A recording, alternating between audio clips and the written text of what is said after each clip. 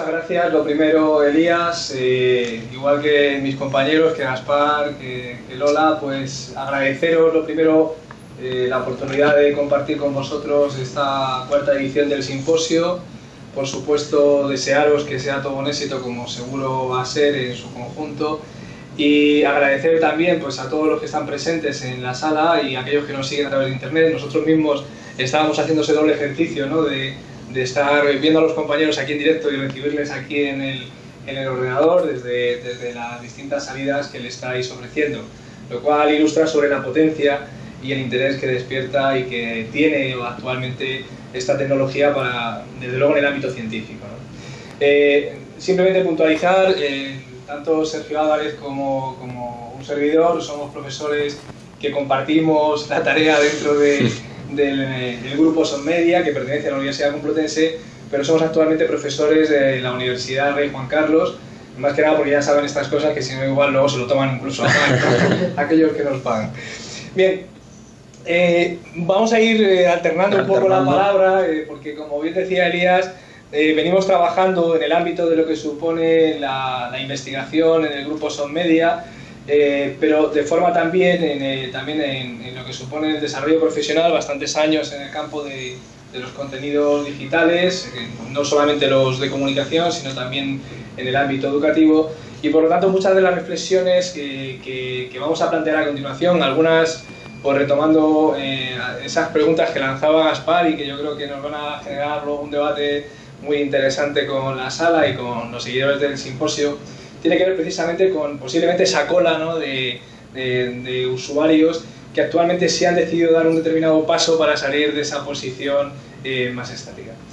Es verdad, y sería la primera reflexión para coincidir con los resultados que ofrecía hace un momento Gaspar en relación a uno de los estudios del grupo de SONmedia, que casi todos los estudios, precisamente yo creo los últimos estudios internacionales de Arbitron, de algunas empresas, pues por ejemplo alemanas, ponen de manifiesto, incluso los últimos estudios sobre radio, en el caso de radio concretamente, del impacto de la red digital, ponen en valor precisamente ese carácter de lo que no cambia, ¿no? De lo que permanece y de la necesidad de moderar para el bien incluso del futuro digamos, de ese modelo de hibridación de medios, de conservar una posición media, ¿no? Es decir, ponderada sobre lo que podemos especular y esperar, ¿no?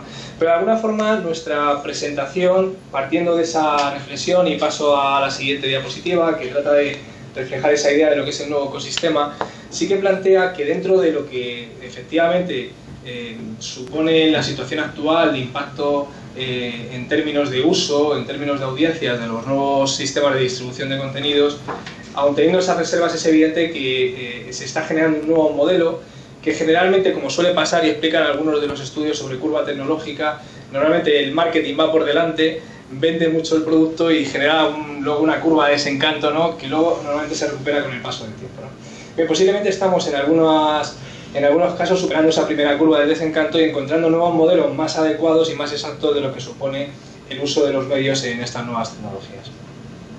Bueno, evidentemente, y paso a la siguiente pantalla, como ya se ha señalado, lo que es claro, y señalan pues, diferentes estudios, la literatura en este campo a nivel teórico yo creo que ha sido especialmente profusa, rica en conceptos además, estamos en un momento en el que se está generando, no sé si tanto ya estamos, porque es verdad, como decía, que existe ese desajuste entre lo que realmente está pasando y digamos, el modelo ideal que se ha pensado de una cultura que viene, no hay que olvidarlo, con un peso muy profundo, lo comentábamos esta mañana en otro foro, del modelo de los cyberpunk, de algunas de las ideas que estaban detrás de las líneas de ciencia ficción, y por lo tanto eso ha tenido un peso muy radical en la imagen que luego, desde el punto de vista de la venta de producto y de tecnología, ha tenido en el imaginario de lo que podrían llegar a ser estas tecnologías, ¿no?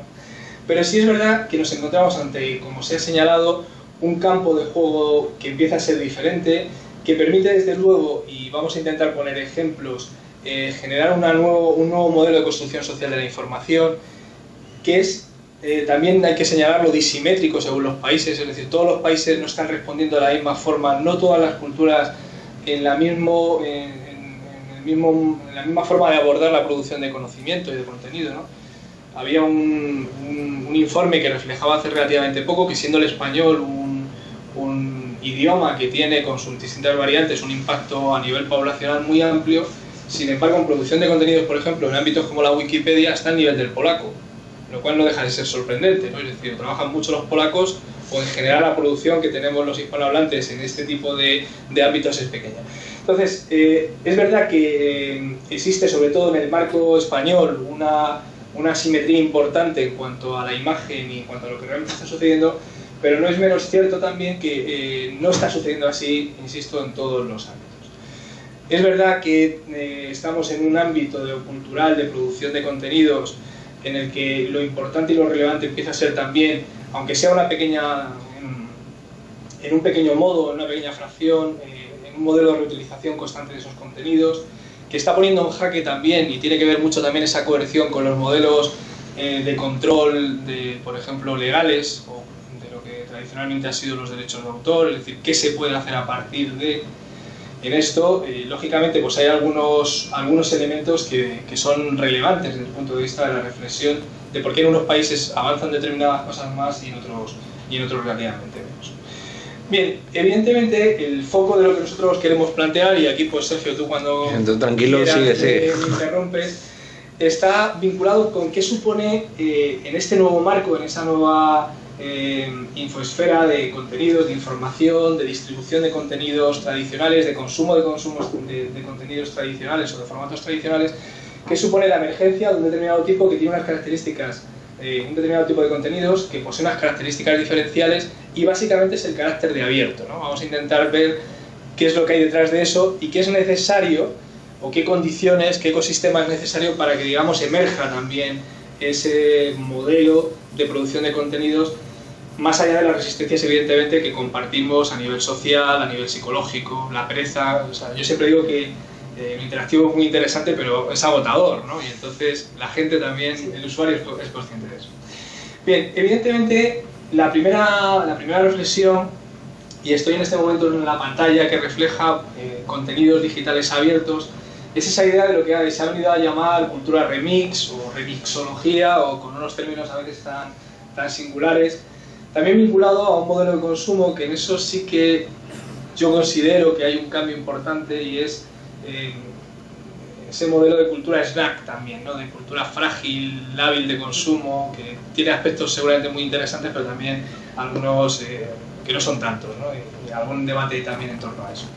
Pero evidentemente en entornos en los que la tecnología es muy accesible, la tecnología de producción, ha habido un salto inequívocamente cualitativo en esa facilidad, en la medida en la que hemos pasado otra vez a un modelo de tecnología distribuida. Es decir, yo ya no necesito grandes equipamientos, a veces ya no necesito ni siquiera grandes conexiones para tener la capacidad de producir, porque realmente toda la tecnología fuerte está del lado del administrador del servicio web, todo lo que tiene que ver con las aplicaciones de esto que también se ha venido a denominar computación en la nube, y con la capacidad además de dispositivos de digitalización muy económicos que están prácticamente en cualquier tipo de aparato, ¿no? Señalaba antes la profesora Cáceres el impacto que tienen los dispositivos móviles en España, evidentemente, pero yo creo que en términos generales, incluso muy por encima, es un hecho diferencial en países en los que hasta ahora no había habido una penetración fuerte de otro tipo de dispositivos, de PCs, de sobremesa, incluso de portátiles. Y luego, sobre todo, yo creo un desembarco tremendo, en este caso potenciando un modelo más de consumo que de producción, que es el de las tabletas. Decíamos antes, si son, ¿verdad? Como móviles grandes o portátiles pequeños. Portátiles pequeños, ¿no? Y en ese desembarco es muy fácil producir información. No hablamos de la calidad de esa información, hablamos de la posibilidad de producir esa información con una selección de públicos muy diversos, que puede ir desde una pretensión universal a simplemente comunicarme con mi familia o con mis amigos, ¿no? Es decir, esa discriminación de públicos, posiblemente eso sí que estaba fuera por la naturaleza de los canales tradicionales de los medios de comunicación. Y en eso entran en juego muchos elementos, como es la posibilidad de modificar, de que se reutilicen esos contenidos, de que se puedan combinar, que se puedan remixar. Y una cosa que creo que es fundamental, la capacidad que tenemos actualmente a través de estas tecnologías de entrar en un proceso de la gestión informativa de la que estábamos excluidos, y era la capacidad de ser editores propios de la información. Es decir, ya no solamente que la podemos producir, sino que en muchas ocasiones hay líderes de opinión en Internet cuyo trabajo básico es gestionar entre el magma de información en la red, discriminar, dedicarle muchas horas a ese trabajo que tradicionalmente hacía una agencia de medios, hacía una agencia de prensa, hacía un editor de un periódico. Pues actualmente nos encontramos que hay auténticos líderes de opinión, gente que sigue simplemente porque tiene un marcador en Delicious, una lista de marcadores muy brillante, que ayuda a discriminar un trabajo muy importante de búsqueda, de selección, de navegación en la red. Entonces creo que eso es un aspecto del que luego yo creo que insistiremos porque nos parece especialmente importante. Y luego todas estas cosas que decíamos, modificación, reutilización, remisación, lógicamente requieren un cambio, en este caso sí de paradigma no solo cultural, sino también económico, es decir, una transgresión de los modelos que hasta ahora teníamos de lo que entendíamos como las industrias culturales, ¿no? Y tiene que ver con esa idea de los sistemas de licenciamiento abierto, porque, y paso a una pantalla en la que pone la cultura libre como base, seguiremos estos indicadores muy paratextuales, ¿no?, del texto. Una cosa que es fundamental, ¿no? Y acabo una reflexión. Tradicionalmente los informáticos, y he visto dentro del sistema de emisión, ¿no?, que hay un evento programado sobre evangelización sobre Oracle y MySQL. Me llama mucho la atención el concepto, ¿no?, de un congreso que parece ser que van a emitir también en este mismo sistema. Hay una cuestión que es fundamental. El desarrollo del concepto de cultura libre, que digamos, ha traspasado y que está en la base digamos, como decía, de esa transgresión de ese modelo, y que ha tenido un gran éxito dentro del campo de la informática, del desarrollo sobre todo de software, tiene que ver posiblemente con un cambio de modelo en el concepto de lo que hasta los años 70, finales de los 70, principios de los 80, había sido el concepto de lo que era la informática. Es evidente que independientemente de las filias y fobias, de los gustos o no que pueda haber con los sistemas operativos, véase Windows en lo propietario, Macintosh con esta especie de época nueva dorada, ¿no?, que tiene ahora, todo lo que ha tenido con el desarrollo del software libre, basado en licencias abiertas, las famosas GPL, etc., ha dado origen no solo a un sistema operativo revolucionario, que en muchos casos ha sido y está siendo un motor de cambio, sobre todo por la cuestión de los costes, sino también a sistemas muy solventes, como puede ser, por ejemplo, los sistemas operativos de base para servidores como es Apache.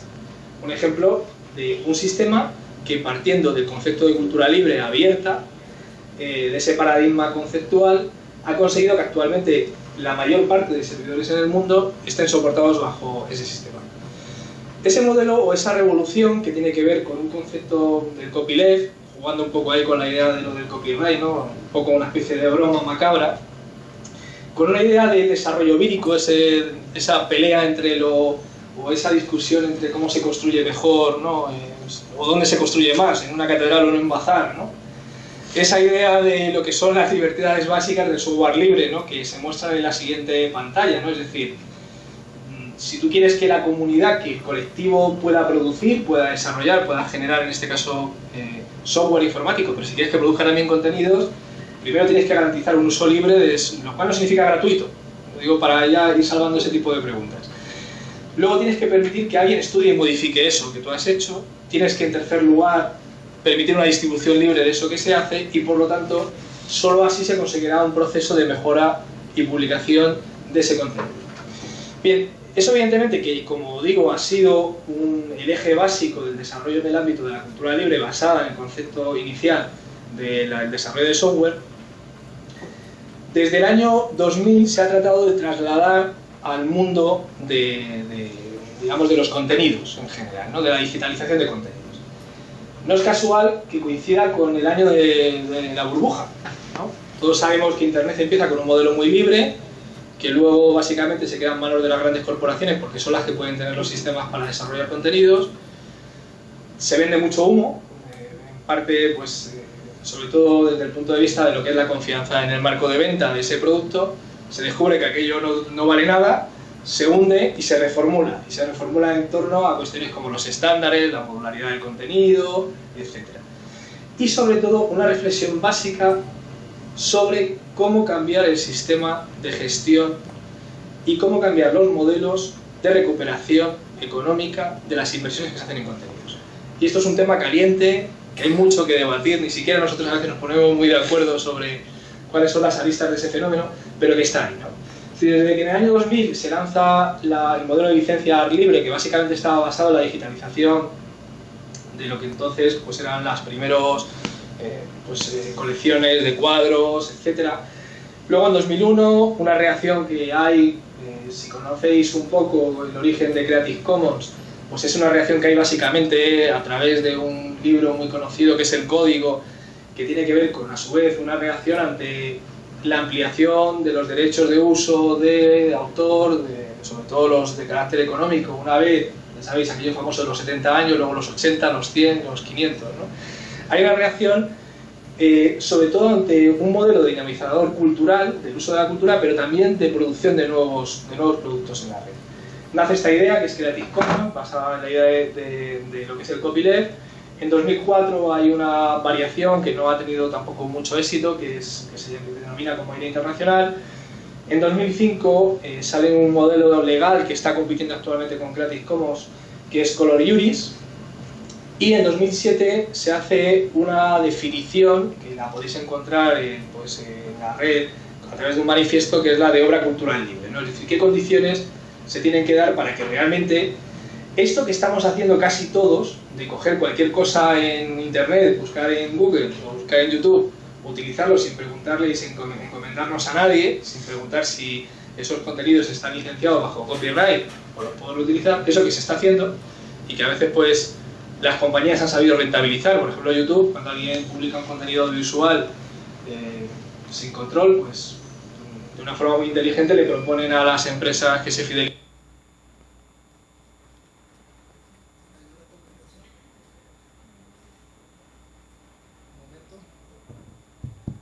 Vamos a esperar un momento que se cayó la comunicación. Ese es el encanto del internet y la tecnología. Sí. Los locos bajitos llamaban internet y la tecnología no. De vez en cuando nos juega esta pasada. Ahora sí. Volvemos. Ahora. Bueno, estamos otra vez, perdonad por la desconexión, estábamos hablando de cuando se habla de cultura libre suele pasar. Es broma. Bien, decía que en cualquier caso, este es un elemento capital de este fenómeno y de la emergencia, o de, para decirlo de una forma más precisa, de la eclosión de ese fenómeno de participación. Es decir, hasta ahora existe incluso un fenómeno de participación colectiva que está muy mitigado, en parte porque hay una retención sobre el tema de derechos, y además en España hemos vivido recientemente de forma muy intensa todo esto y sigue todavía ahí. Bueno, pero ese es un elemento capital. Luego, lógicamente, hay un modelo de evolución de la propia tecnología, que en esto no repararé demasiado para que podamos ver ejemplos de qué son esto de los contenidos libres. Pero bueno, ahí seguramente conoceréis muchos ejemplos de, digamos, de proyecciones sobre lo que puede ser la web en el futuro, ¿no? Es decir, ¿qué va a ser esa web 3.0? Es una web que es semántica de verdad y que por lo tanto nos da lo que queremos, pero también nos pregunta todo sobre nosotros, y para darnos lo que queremos tenemos que decir cualquier cosa sobre nosotros. Es una web en la que esa capa de la tecnología 3D va a tener una presencia importante más allá de los cotos cerrados que actualmente hay en torno a eso. Es una web que realmente va a ser inteligente, también con todas las preguntas de carácter ético que nos plantea pues ese aspecto. Pero bueno, es evidente que lo que estamos evolucionando, y estamos evolucionando mientras estamos aquí hablando, pues esa evolución se está produciendo, ¿no? Y un buen ejemplo de en qué medida esa evolución se produce tiene que ver pues con el hecho de que hoy estemos compartiendo esto a esta distancia, ¿no? Y con esta calidad de imagen, con esta capacidad.